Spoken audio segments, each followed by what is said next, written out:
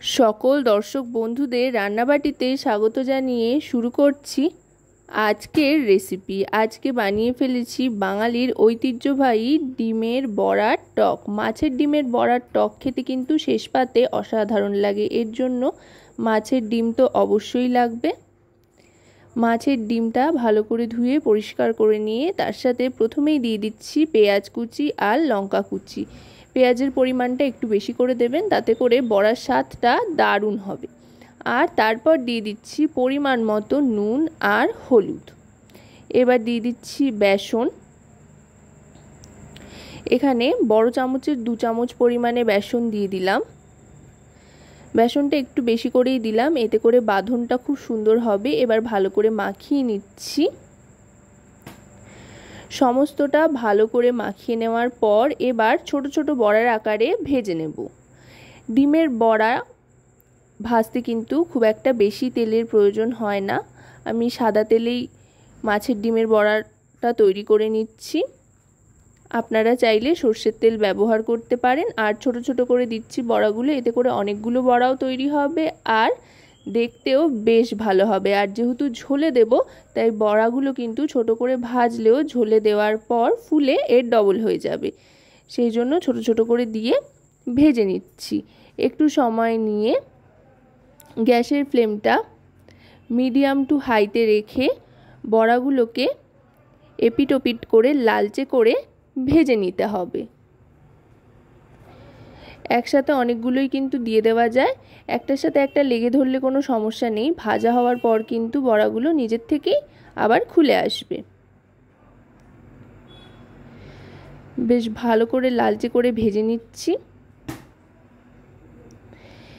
মাছের ডিমের বড়া কিন্তু শুধু ভাজা খেতেও দারুণ লাগে, তবে এভাবে একবার টক বানিয়ে দেখবেন এটাও কিন্তু দারুণ স্বাদের হয়। কথায় কথায় বড়াগুলো কিন্তু মোটামুটি ভাজা হয়ে এসছে। একটু চেপে চেপে নিয়ে দুদিকটা ভেজে নিচ্ছি, এতে করে ভেতর পর্যন্ত খুব সুন্দরভাবে ভাজা হয়ে যাবে, কোনো দিকেই কাঁচা থাকার সম্ভাবনা থাকবে না। বড়াগুলো ভেজে তুলে নেওয়ার পর এই তেলেই বাকি রান্নাটুকু করে ফেলবো। এবার এই তেলেই ফোড়ন হিসেবে দিয়ে দিচ্ছি কারি পাতা, আর তার সাথে দিয়ে দিচ্ছি 5 ফোড়ন। যেহেতু টক রান্না করছি সেই জন্য 5 ফোড়ন দিলাম ফোড়ন হিসেবে। ফোড়নটা একটু ভাজা ভাজা হয়ে যাওয়ার পর দিয়ে দিচ্ছি কাঁচা আম বাটা। এটা যেহেতু কাঁচা আমের সময়, কাঁচা আম এখন বেশ ভালোই পাওয়া যাচ্ছে, তাই ভাবলাম কাঁচা আম দিয়েই বানাই। আপনারাও কিন্তু এভাবে একবার বানিয়ে দেখতে পারেন। যেমন হালকা পাতলা তেমনি কিন্তু তৃপ্তিদায়ক একটি রেসিপি খুব চটজলদি তৈরি হয়ে যায়। আর কাঁচা আমটা অবশ্যই কিন্তু বেটে নেবেন মিক্সারে কিংবা শিলনোড়াতে। এবার দিয়ে দিচ্ছি এতে পরিমাণ মতো হলুদ গুঁড়ো 1 টিস্পুন পরিমাণে, লঙ্কার গুঁড়ো 1 টিস্পুন পরিমাণে, আর স্বাদ মতো নুন। খুব বেশি মশলাপাতি কিন্তু এতে ব্যবহার হয় না, কিন্তু খেতে লাগে অসাধারণ। ভালো করে মিশিয়ে নিচ্ছি।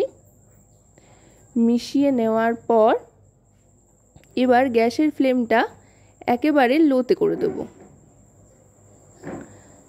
গ্যাসের ফ্লেমটা লোতে করে ভালো করে নুন হলুদ আর লঙ্কাটা আম বাটার সাথে মিশিয়ে নিয়ে এবার বেশ খানিকটা পরিমাণে জল দিয়ে দেবো। জলটা কিন্তু একটু বেশি করেই দিচ্ছি, কারণ কিনা টক জাতীয় রেসিপি সাধারণত পাতলা খেতেই বেশি ভালো লাগে।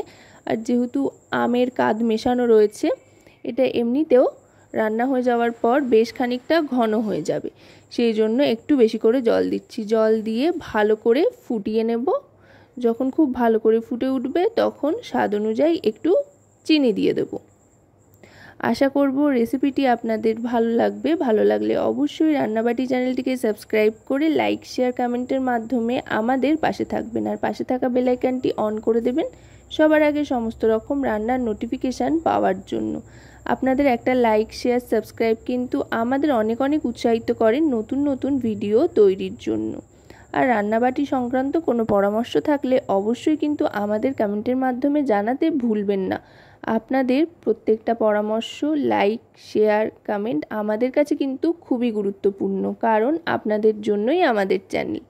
এবার ভেজে রাখা বড়াগুলো দিয়ে ভালো করে মিশিয়ে নিচ্ছি। বড়াটা দিয়ে গ্যাসের ফ্লেমটা মিডিয়ামে করে দেবো। একটু ফুটিয়ে নেব যাতে বড়ার মধ্যে গ্রেভিটা একটু ইনসিস্ট হয়, এতে করে বড়াগুলোও একটু ফুলে উঠবে আর বড়ার স্বাদেও খুব সুন্দর একটা বদল আসবে, যেটা কিন্তু বড়ার স্বাদকে আরও অনেক বাড়িয়ে তুলবে। ফুটিয়ে নিয়ে 1 মিনিট মতো স্ট্যান্ডিং টাইমে রেখে এবার সার্ভ করে দিলাম।